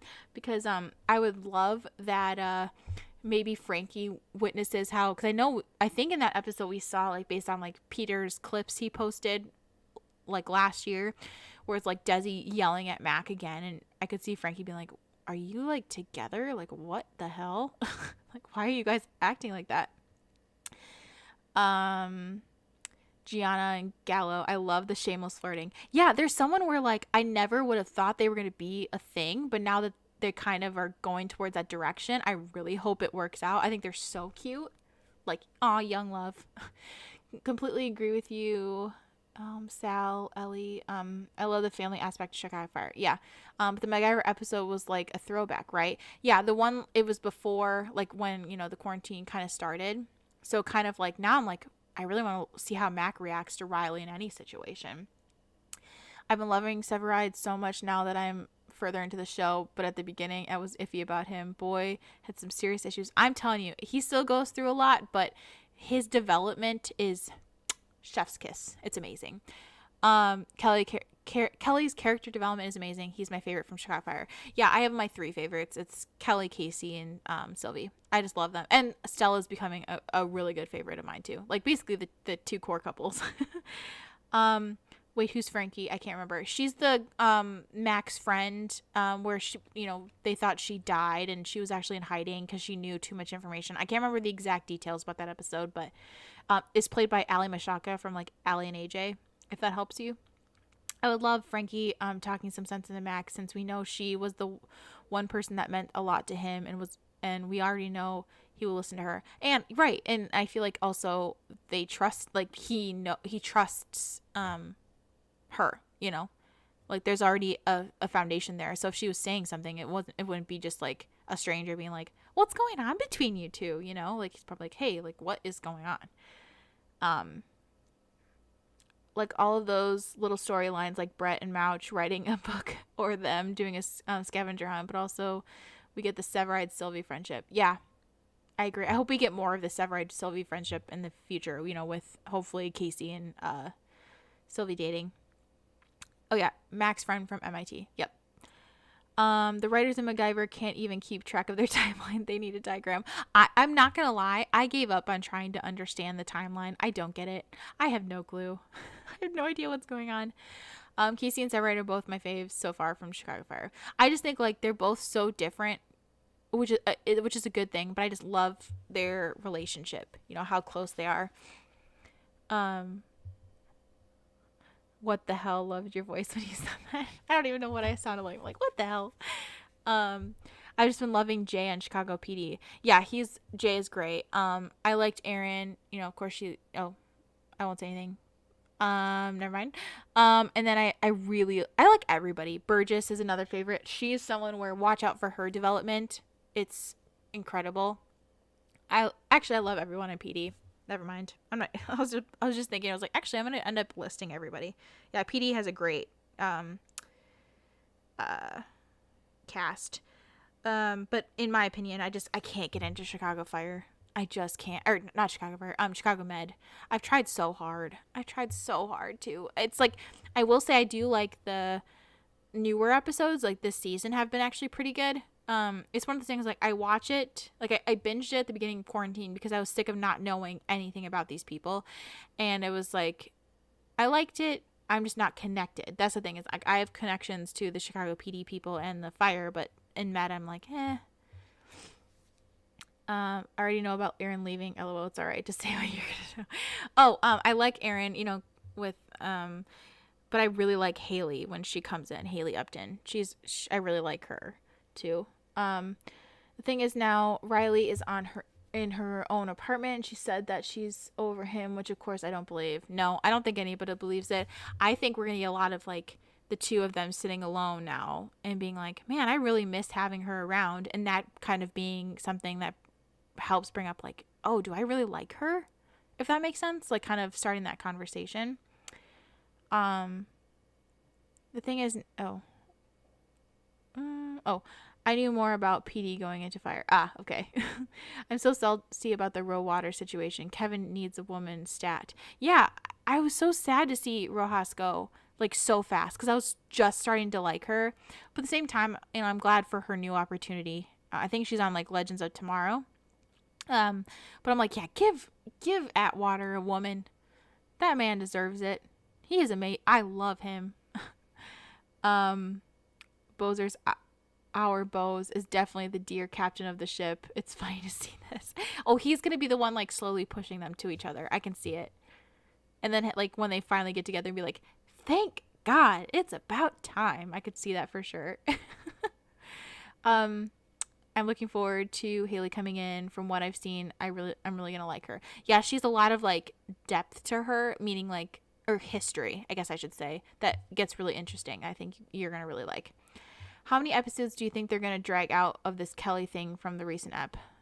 Honestly, I'd say close to the finale. The reason I say that, my suspicions are gonna be, they're gonna be distant. Stella's gonna move out for a little while to figure out like their relationship. I think she's gonna move with Sylvie, which I love in the meantime for angst. And then I could see like Stella like blowing up at him, be like, "Why are you pushing me away?" And then Severide telling her why, like basically like, "I don't want to be in the way of your career. People thinking you slept your way to the top." And then her being like, "I'm a strong ass woman. I don't care what people think." And then him proposing to her. I could see them ending like with a proposal or engaged. That's my guess. Kelly is so dumb. Get it together, man. That they said they were going to be in engagement this season, so fingers crossed. Yeah, that's what I mean. I think that's how it's going to end. Finally, after years, finally see you together. Yeah. Yes, and maybe after Jack's death, they will come way closer. And yeah, Bozers is the captain of the ship. And where is his girlfriend? Yeah, I know. Give that man a woman too. But I think I want to see, honestly, like, I'm not super... I don't really need a woman for Bozer just yet. The reason I say that is, like, I want more backstory on Bozer. Like, I want to know, like, I know we're getting to know his family, but I'm like, I want to know more about Bozer. I want more Bozer-centric stuff. Then I'd be more happy with a woman because, yeah, I just want to know more about Bozer in general. Well, Leanna, she died, right? I miss her too. She was a really good fit with Bozer. They were cute. Like, I love that episode when the four of them go undercover at the college. That episode is one of my favorites. It makes me laugh. Leanne had to go undercover and he and she broke up. That was mentioned. Yeah, but I thought, didn't they say she died? Like, she left in undercover and then, like, later they mentioned, or am I making that up in my head? I could have sworn they said, like, she ended up dying on that mission or something. Yeah, me too. Even the friendship with Riley. What do you mean? Like the... Oops. Yeah, the college episode is one of the best we've gotten so far. It's one of those, like, it makes me laugh. Or, like, I don't know why the episode where Mac and Jack find the bomb under the house is also a favorite of mine. There's just some episodes, or like the one where Mac is teaching Bozer and Riley about survival training, and what else? Oh, the one with the wedding. Like, those are some of my, like, all-time favorites, like, comfort episodes. Oh, and the one where Mac and Riley go on that, basically it's an episode about just the two of them when they're trying to get the air to the like the oxygen to the hospitals. Oh, I don't remember anything about her dying, just that Bozer lost her to the undercover. Oh, maybe that's what I'm thinking. Maybe I misinterpreted that. I thought maybe lost her to the undercover op, meaning like died. Okay, never mind. Disregard. I think for Bozer and Leanna, it was more of like, they were just starting to see each other. Bozer was trying to move too fast. She was young, kind of want to put her career first, which I understand because that's kind of how I am in my life. Like, I've, I'm 27 and I've only had a couple, like 2 or 3, like pretty serious relationships, and I've always just put myself and my career first because I know like I want to do that while I'm young. I'm like, so I don't know. I kind of get where Leanna's coming from. Yeah, the episode where we also got the flashbacks with Mac and Jack meeting while they were trapped in the house. Yeah, I love that episode. And then the talk Kelly and Casey had when Kelly thought the things Casey were saying about Brett resonated with him and Stella was annoying because I'm like, son, that's your girlfriend. You need to talk to her. Oh, I know. Kelly's always gonna be, again, kind of like Angus MacGyver. He's a dum dum. Like he's just a straight up dude that doesn't understand. Like he just doesn't get it. I'm like, dude, you and Stella have come so far in your relationship. Don't screw it up now. Because I think deep down, the reason I'm angry at him. Don't get me wrong. The reason I'm like a little like kind of like aw is that he's doing it out of love. He's not doing it to be spiteful or hateful or cruel. He's doing it because he in his mind thinks that he's protecting her. But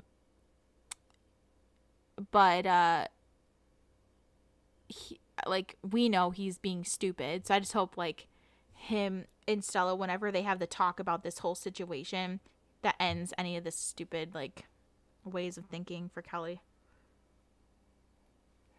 1993. Like for my age. Did I say I was like 27? Did I tell you guys that? Is that what you're talking about? Like my age?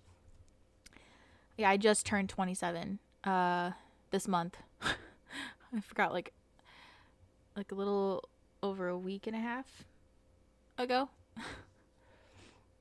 From The Office, I know a lot of people were all about Jim and Pam, but I always loved Dwight and Angela more. Yeah, so this is going to be so Parks and Rec is probably my favorite show of all time, but I started with The Office. I used to watch it, and but the thing is, it made me almost too uncomfortable. Like I can handle a little bit of awkwardness, but Michael's awkwardness just drove me crazy, so I couldn't finish the show. So I haven't seen a lot like the ending of it. But I love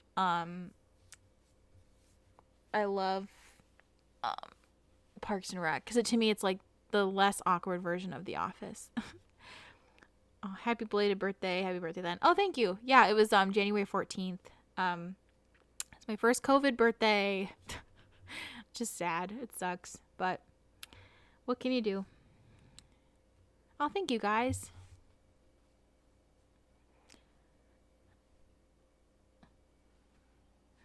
Oh, thank you for the birthday wishes. That's so nice.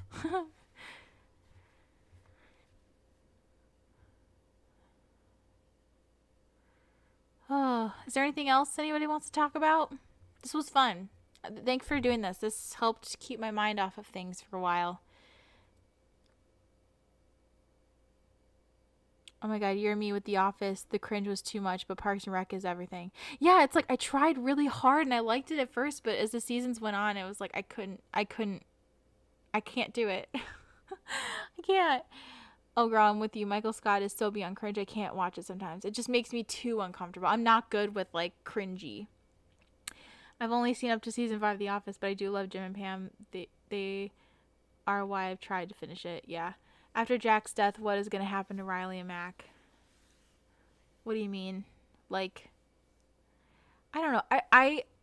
I'm trying not to put any hopes or like get too many guesses out there because I've been really wrong. Usually I'm pretty good with shows to like kind of get a general grasp on like what kind of direction the show is going. I'm not saying I'll guess every plot point, but I can kind of get an idea of like, okay, this is kind of what they're doing. I can't figure it out this season. I think it's like with the timelines and the Mac Desi overload. I can't figure it out. I don't know. Did you ever watch Heart of Dixie? It was one of my favorites. I actually haven't. I haven't seen that, which I'm surprised because I love Rachel Bilson. Another show I love is The OC. I love The OC. It was my first like teen drama show that I watched growing up. I just started watching Walker because of Jared Padalecki. Yeah, I haven't seen it. I really like him because, obviously Supernatural, but I love his wife who plays like in real life, who plays his wife in the show, because she was on Wildfire, which that's a great show if anybody needs a new one. It's only 3 seasons long. It was really good. Did anyone watch Nikita on the CW? It was different and more adult than usual fare, and the OTP was enemies to lovers gold. I've never seen it, but I love that trope. Like enemies to lovers or best friends to lovers. Like I don't I'm bringing up Riverdale. I loved like the first 2 episodes of season 1 of Riverdale, and then they lost me. And then I got to this really weird crap. But now it's like it looks like they're going to do a time jump, and Betty and Archie, I was going to say Barchi. It just sounds weird saying that aloud versus typing it. Betty and Archie looked finally to have their moment in the sun, so I'm hoping I might tune in for that. It's my first time I'd actually watch in years. The first season of Heart of Dixie was really good. I never went past that. Yeah, I'm surprised I never watched that. I really like Rachel Bilson. Wildfire was the best, one of my first teen shows, and Walker is pretty good so far. I just watched the first episode yesterday. Yeah, I haven't watched it yet. I might check it out. Nikita was great. Yeah, I've never seen that. Ugh. I tried so hard with Riverdale, so hard. I can't do it. I just can't. I was like, I understand. You amplify a lot of things and you make it over dramatic for TV shows, but the stuff that these kids were dealing with, I was like, what am I watching? Like, what is this?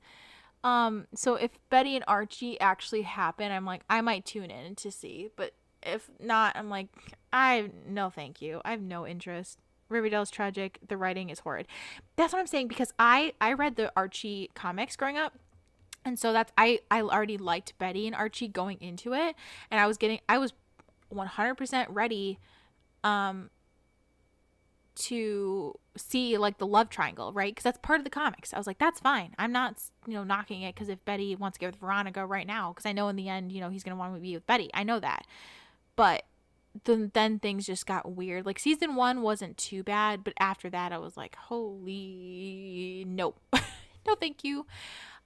So if they end up doing the time jump, which is good, and kind of focusing more on Betty away from Jughead and kind of on her own and with Archie, then I might actually watch. Jared as a dad on screen is something else. I'm curious to see how it evolves from the start we've gotten. Oh yeah, I'll have to check it out. And it's good because it's early on, so I can catch up and not be so behind. Have you watched Prodigal Son? I've seen a couple episodes actually, because I saw a lot of the MacGyver people on Twitter talking about it. I need to get back to it. I think I've seen like 2 or 3 episodes, so very, very, very new to it. But I like it, and it's just funny because I used to watch The Walking Dead a lot. It's kind of when Rick left The Walking Dead. That's kind of when I stopped. But I just see the main guy is Jesus. He was Jesus on The Walking Dead. So it's like this one is not as bad as the Lori situation, from Walking Dead and Sarah from Prison Break. But this one, I always laugh every time. Like, oh my god, he has short hair now. It's weird. Yes, Betty and Archie are one of my first ships from reading the comics as a kid. Same. That's why I went in because I was like, okay, I'll check it out, and then it just got really weird really fast. Riverdale is just stupid, but I'm still watching it just till the end. I hope it's their last season. Sabrina was great and got canceled. Same with Katie Kane. I have to sneeze. I gave up on Riverdale when it just got too weird. I was like, what am I watching? And then there was no Bratzy. No, that's not what I'm trying to do. Betty and Archie development. I just gave up and I was like, eh. Oh, Rick Grimes, my love. I'm still waiting for those movies. Me too. And I'm hoping, because I think they're on their last season now, I'm hoping Rick comes back, because, they left it open like he's alive. So I just hope he comes back in some, I ended up not sneezing. It was like at the tip of my nose.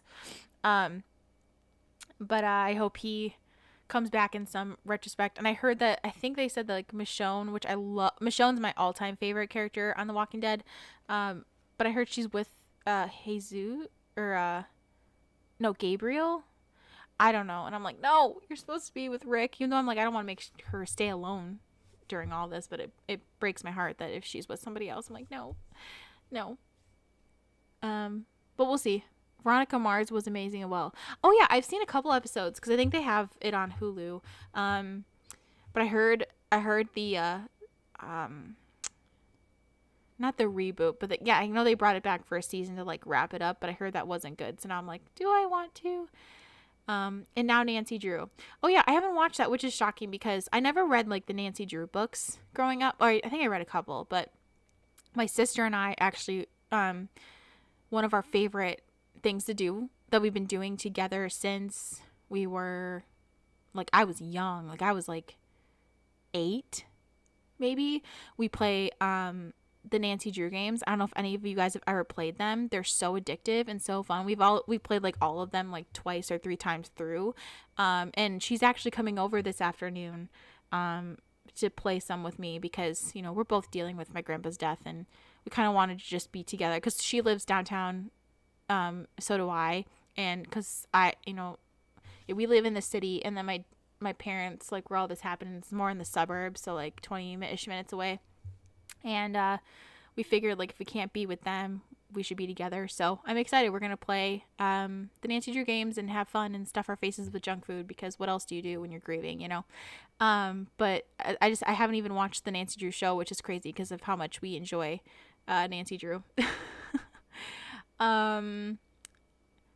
Let's see. Veronica Mars was great. I still haven't finished season 4 though, because I'm not ready to see the death I was spoiled for ahead of me. Yeah, I've heard about it. But I've heard just the overarching how am I gonna say it? Most people are not happy with it or how it ended. Michonne is a queen. I love her, and Rick. I do too. I love Michonne. I love her so much. She's one of the reasons I'm like, I want to kind of go back and rewatch The Walking Dead. Except for those who watch that scene where what's his name, the villain, kills 2 characters that I had grown to be very like attached to, and just kills them with Lucille, his bat. And I remember watching that live and seeing, oh my god, how do they let such a gory scene play on television? It's not like HBO or something. I was sick to my stomach, and it took me a long time to like go back and watch, and I only kept watching just because of Rick and Michonne, and then Carl died, and I was like, holy god. And then Rick left, and I was like, that's it, I can't watch anymore. And then you find out Michonne had his kid, and I'm like, oh my god. It's like it tugs at my heartstrings. Veronica Mars infuriated me. You bring back a show mostly thanks to a big part of the fandom, and when you kill their fave, yeah, not good. That's not a good move. They're trying to be just probably edgy. I hated season 4 of Veronica Mars because I think that happens, yeah. If you watch Veronica Mars 1-3, the movie, and then season 4 is what they brought back to wrap up everything. Yeah, I still need to catch up on Nancy Drew. Negan, yeah, thank you. I'm so angry with him, I try to block him out. Ugh. I think he's still on the show, isn't he? Like, they're trying to make him look like he has some humanity. I'm like, no, that man murdered Glenn, and I'm not okay. I'm never gonna be okay. I'm still mad. The Walking Dead, I cannot do. It's just too much for me. Yeah, that's fine. It took me a while because my mom was super into it from the very beginning. And then I was like, okay, I'm going to try it. And I couldn't get into it at first, but then I forced myself to get past season 1, and then every season got better and better and better. And I was like, okay, I get it. But yeah, don't get too attached because they keep killing off your favorites. Like, I'm still not over Beth's death. I think that was screwed up. Anyway, I'll get off my high horse, but The Walking Dead, decimated me. They killed so many of my favorites. Yeah, they just do. They don't. But I think it's like, that's kind of how I feel about like Game of Thrones. Like, nobody's safe ever. Veronica Mars, maybe they wanted to do another season, and maybe he's not really dead. I don't know. It's just, I haven't watched it, and it kind of reminds me of like if you were a Ballark shipper, they just kind of like spit in your face, didn't they? It's like, why do people do that? I'm not saying you have to completely give into fan service, but don't be rude, you know?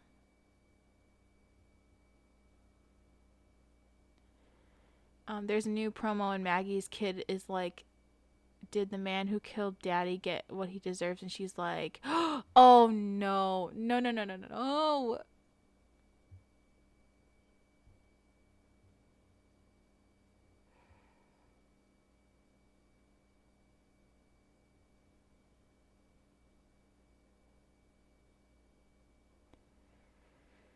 That makes, sorry, I'm just looking at my phone. It's like, I feel very loved. I'm just on, my Facebook page, which I never use, but everyone with their condolences, it's like, ugh. And then you see my grandpa's picture, and it's like, ugh, breaks my heart. Don't even get me started on Game of Thrones.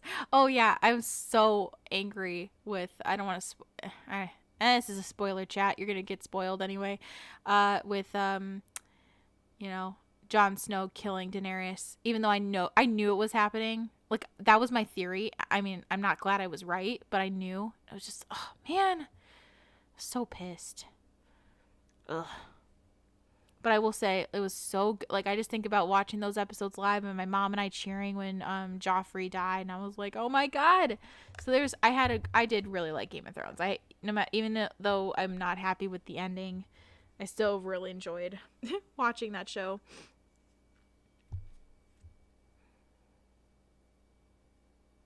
All right. Anything else, guys? Wow, we were almost 2 hours. uh Is there anything else you guys want to talk about? I would say this was really fun. I'm actually more excited now to like rewatch um rewatch or just keep watching new MacGyver episodes, because to be honest, like after 503 I was really hesitant. I was like, I don't want to do this anymore. So at least I have like, I'd say a smidge more faith in the writers, but we'll see. And I'm probably just gonna go eat some lunch, watch some WandaVision. I kind of want to watch all 3 of them in a row, because I'm telling you guys, this week's episode was insane. Yeah. So, but I just want, again, I know I talked about it in the beginning, but I want to thank everybody so much for all of the condolences and well wishes. Like, it really does help a lot, and it meant more than you guys will know. This is a really hard time for me, and the reason I wanted to keep this live stream was I just need things to keep me busy. It's when I just sit here is when it gets hard. So I'm really thankful you guys were here to help me geek over TV and, MacRiley and things that make me happy. So I just want to say I'm really, really, really thankful and grateful for all of you guys and indulging me in this, because this is something I have a lot of feelings on TV shows that I watch, and I'm glad you guys, I figured this would kind of be a fun weekly thing to have, to talk about, because there's always TV to talk about, and to me, I like talking in real time versus like over Twitter. I still do like that, but you know what I mean. But I really appreciate you guys indulging me with this, and I hope to keep going. So like, I still plan on doing it next Saturday, because I know unfortunately we'll have a rerun of MacGyver, which we can definitely still talk about MacGyver. But I know there's a new Chicago Fire, so there'll be more to talk about in that aspect. And then if there's anything like in general TV, like if there's any other shows you'd like to talk about, please let me know. So I'm always open to it. This has been a lot of fun. Again, thanks for doing these, Haley, and I hope you and your family can find the comfort you need during this tough time. Thank you. That means so much, and I'm glad you guys kind of enjoy these too. This is more of just me. I've always been a chatty Cathy, and I have a lot of opinions, and I'm glad you guys are here to help me like talk through them, and it's fun. Like, I love to hear your guys' theories just as much as sharing mine. So, because it helps me keep the like love I have for the shows alive. You know what I mean? Oh, thank you guys. Lots of love, girly. Looking forward to the next stream whenever you are ready. Happy to talk TV for hours. Same. I'm glad you guys are here too, because my family are like, Haley, we don't watch the shows you're talking about. Like, I don't know what to talk about. I'm like, you know what? So then I have you guys, which I'm very thankful for. This is so great. Do whatever you need to grieve and cope.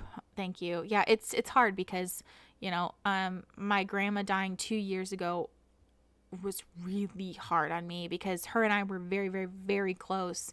And she went through like open heart surgery and it went amazing. And she came home early. She posted on Facebook saying something like, feeling really healthy, feeling really great. My family's here for me. We're all good. And then 2 hours later, she just collapsed and died instantly to a pulmonary embolism. What they said had nothing to do with her surgery.